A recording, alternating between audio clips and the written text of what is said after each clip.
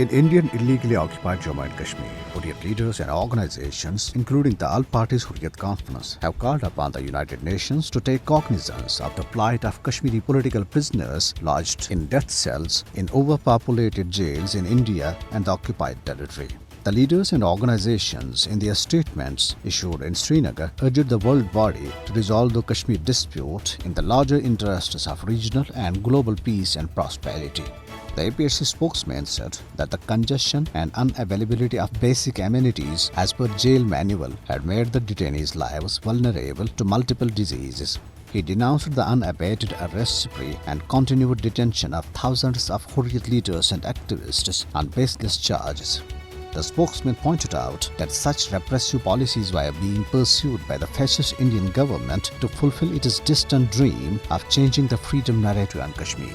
Jammu and Kashmir Employees Movement said New Delhi, which pretends to be a big democracy, has turned Jammu and Kashmir into a military garrison. It deplored that Indian terrorists in uniform played a vicious game of brutality and martyred innocent civilians in Hyderpora and Rambagh areas of Srinagar. National Conference Vice President Umar Abdullah, addressing a public rally in Gur area of Jammu, pledged to fight till his last breath for the restoration of Kashmiri special status.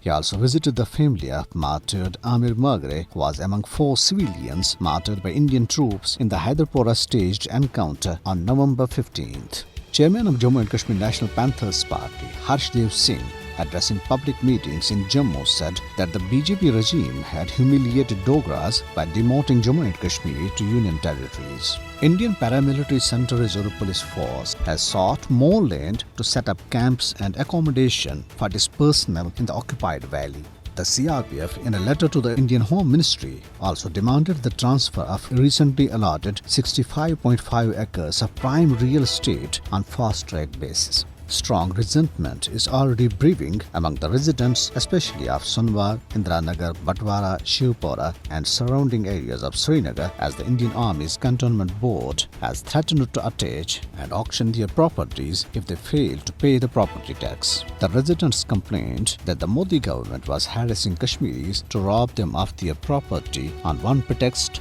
or the other. Kashmiri traders were forced to chant Jai Shri Ram and anti-Pakistan slogans in Ranchi area of Jharkhand state of India. A gang of over 24 Hindu extremists attacked the traders in Ranchi's Doranda area the other day and forced them to chant the Hindu slogans.